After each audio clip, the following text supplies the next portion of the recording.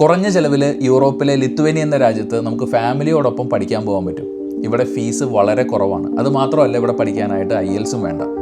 നിങ്ങളിൽ ഒരുപാട് ആൾക്കാർ ഡിപ്പെൻഡൻറ്റ് വിസ തരുന്ന രാജ്യങ്ങൾ ഏതൊക്കെയാണെന്നൊക്കെ ചോദിക്കാറുണ്ടായിരുന്നു യൂറോപ്പിൽ. അതേപോലെ തന്നെ കുറഞ്ഞ ഫീസിൽ പഠിക്കാൻ പറ്റുന്ന രാജ്യങ്ങൾ ഏതൊക്കെയാണ്, IELTS ഇല്ലാതെ പഠിക്കാൻ പറ്റുന്ന രാജ്യങ്ങൾ ഏതൊക്കെയാണ്.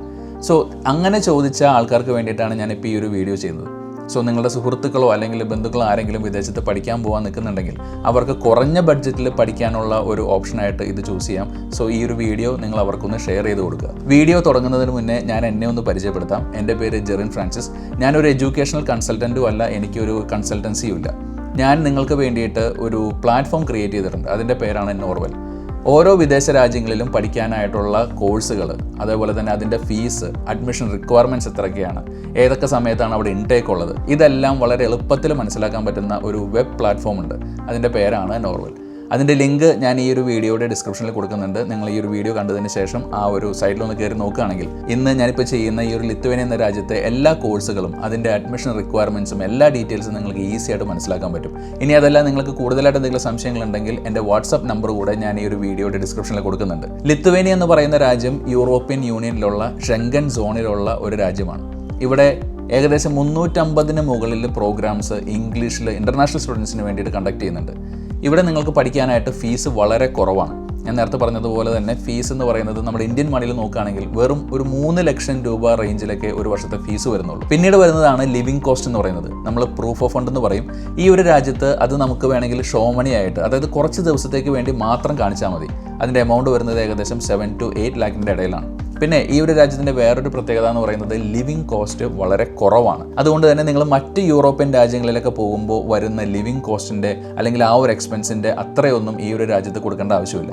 ഇൻ്റർനാഷണൽ സ്റ്റുഡൻസിന് 5 വർഷം ഈ ഒരു രാജ്യത്ത് നിന്ന് കഴിഞ്ഞാൽ, അത് അവരുടെ സ്റ്റഡി ടൈം കൂടെ ഇൻക്ലൂഡ് ചെയ്തിട്ടാണെന്ന് പറയുന്നു, അത്രയും 5 വർഷം നിന്ന് കഴിഞ്ഞാൽ അവർക്ക് PR മാറാനും അവസരമുണ്ട്.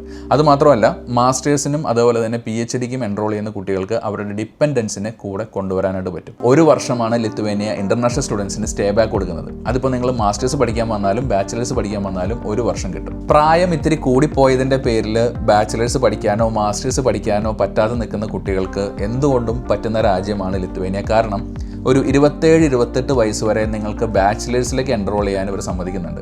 അതേപോലെ തന്നെ നിങ്ങളുടെ പ്രായം ഇനി ഒരു 40 വയസ്സാണെങ്കിലും കറക്റ്റായിട്ടുള്ള ഡോക്യുമെൻറ്റ്സ് കാണിക്കാൻ പറ്റുകയാണെങ്കിൽ നമുക്ക് മാസ്റ്റേഴ്സിന് വേണമെങ്കിലും അഡ്മിഷൻ എടുക്കാം. പ്രധാനപ്പെട്ട യൂണിവേഴ്സിറ്റികൾ വില്നിയസ് ടെക് യൂണിവേഴ്സിറ്റി, KSU, VMU പോലുള്ള യൂണിവേഴ്സിറ്റീസ് ആണ്.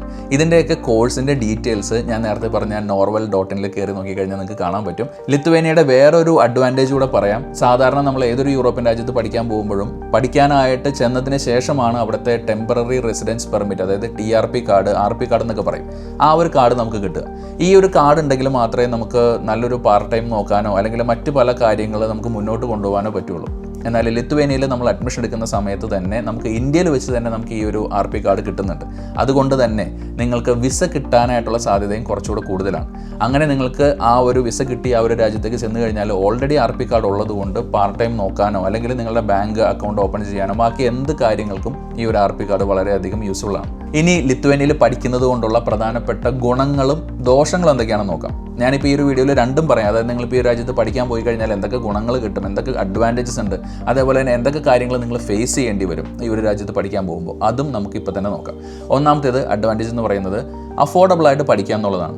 സാധാരണ ഒരു യൂറോപ്യൻ രാജ്യത്ത്, ഒരു നല്ലൊരു രാജ്യത്ത് പഠിക്കാൻ പോകുമ്പോൾ വരുന്ന ഫീസിൻ്റെ ഒരു 4-1 3-1 ഒക്കെ കൊടുത്താൽ മതി ലിത്വേനിയയിൽ പഠിക്കാൻ.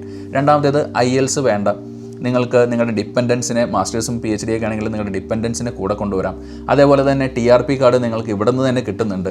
പിന്നെ TRP കാർഡ് ഉള്ളതുകൊണ്ട് തന്നെ നിങ്ങൾക്ക് പെട്ടെന്ന് പാർട്ട് ടൈം ജോലികളിലേക്കൊക്കെ നോക്കാനായിട്ട് അത് ഹെൽപ്ഫുള്ളാണ്. പിന്നെ ഒരുപാട് ഇംഗ്ലീഷ് പ്രോഗ്രാംസ് ഉണ്ട് നമുക്ക് അഡ്മിഷൻ എടുക്കാനായിട്ട്. സാധാരണ ഇൻ്റർനാഷണൽ സ്റ്റുഡൻസിന് വേണ്ടിയിട്ട് മിക്ക യൂണിവേഴ്സിറ്റികളിലും വളരെ കുറച്ച് പ്രോഗ്രാംസ് ആയിരിക്കും അവർ റിസർവ് ചെയ്ത് വെച്ചിട്ടുണ്ടാവുക. പക്ഷേ ലിത്വേനിയയിൽ കുറേ അധികം പ്രോഗ്രാംസ് ഉണ്ട്. സോ നിങ്ങൾ പഠിക്കാൻ ആഗ്രഹിക്കുന്ന കോഴ്സുകൾ ഈ ഒരു രാജ്യത്ത് എളുപ്പത്തിൽ കണ്ടെത്താൻ പറ്റും. പിന്നീട് മറ്റ് പല രാജ്യങ്ങളിലുമുള്ള ഒരു പ്രശ്നം എന്ന് പറയുന്നത് സ്റ്റഡി ഗ്യാപ്പാണ്. പല ആൾക്കാരും ഇപ്പോൾ ഫേസ് ചെയ്യുന്ന പ്രശ്നം അത് തന്നെയാണ്. സോ നിങ്ങൾക്കൊരു സ്റ്റഡി ഗ്യാപ്പ് ഉണ്ടെങ്കിലും, ഞാൻ നേരത്തെ പറഞ്ഞതുപോലെ ഒരു 27-28 വയസ്സ് വരെ ആണെങ്കിലും അല്ലെങ്കിൽ മാസ്റ്റേഴ്സിൻ്റെ ഒരു 40 വയസ്സ് വരെ ആണെങ്കിലും ലിത്വേനിയയിൽ അഡ്മിഷൻ എടുക്കുന്നതിന് വേറെ തടസ്സങ്ങളില്ല. അപ്പോൾ ഇതൊക്കെയാണ് പ്രധാനപ്പെട്ട അഡ്വാൻറ്റേജസ്. ഇനി കുറച്ച് നെഗറ്റീവ് സൈഡോടെ പറയാം. ഒന്നാമത്തേത്, ഇതൊരു ഇംഗ്ലീഷ് സ്പീക്കിംഗ് കൺട്രി അല്ല. അപ്പോൾ പല ആൾക്കാരും ഫേസ് ചെയ്യുന്നൊരു പ്രശ്നമാണ് പഠിക്കാൻ ചെന്ന് കഴിയുമ്പോൾ. അതായത് നമ്മൾക്ക് അറിയാത്ത ഒരു ലാംഗ്വേജ് ഉള്ള അല്ലെങ്കിൽ അറിയാത്തൊരു ഭാഷ സംസാരിക്കുന്ന ഒരു രാജ്യത്ത് ചെന്ന് നമ്മൾ ഓരോ കാര്യങ്ങൾ ചെയ്യാൻ നോക്കുമ്പോഴും ഇവൻ ഒരു ചായ മേടിച്ച് കുടിക്കാൻ നോക്കുമ്പോഴും ആ ഒരു ലാംഗ്വേജിൻ്റെ ബുദ്ധിമുട്ട് എന്തായാലും ഫേസ് ചെയ്യും. സോ ആ ഒരു പ്രശ്നം എന്തായാലും യൂറോപ്പിൽ എല്ലായിടത്തും ഉണ്ട്, പ്രത്യേകിച്ച് ലിത്വേനിയയിലുണ്ട്. ഇനി വേറൊരു കാര്യം എന്ന് പറയുന്നത്, ഈ ലിത്വേനിയയിൽ അഡ്മിഷൻ എടുക്കുക എന്ന് പറയുന്നത് UK പോലെയോ അല്ലെങ്കിൽ കാനഡ പോലെയോ അല്ല. കുറച്ചുകൂടെ ഡോക്യുമെൻറ്റേഷൻ പ്രോസസ്സ് കൂടുതലാണ്.